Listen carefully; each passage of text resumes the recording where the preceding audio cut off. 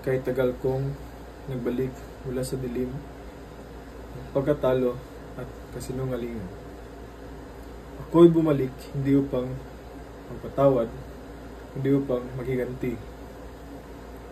Si Crisostoma Ibarra ay patay na.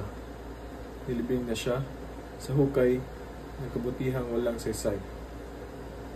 Ang natitira ngayon ay si Simon, isang aninong isinilang sa apoy ng pighati at pagdurusa. Nasaan ang katarungan? Nasaan ang liwanag ng edukasyon na pinaniniwalaan ko noon? Wala. Lahat ng iyon ay panaginip.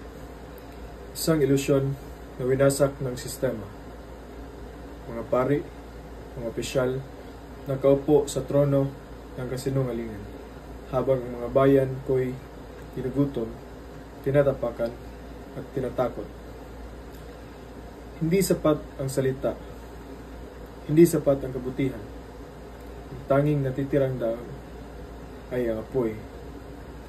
Apoy ng paghihimagsik. Kung kailangang magdusa ang ilan upang magising ang nakararami, handa akong magtaya ng lahat. Maging duguman ang maging abuloy sa pagbabagong ito. Ayos lang. Ang matagal ng alipin ay dapat magising, at kung hindi sa salita, sa dahas. Hindi ako masama. Ako ay refleksyon ng inyong kasalanan. Ako ang bunga ng inyong pang-aalipin, ng inyong pananahimik. Sa bawat patak ng luha ng mga ina, sa bawat sigaw ng batang pinahihirapan, ako ang tugon, ako ang revolusyon, ako ang Simon.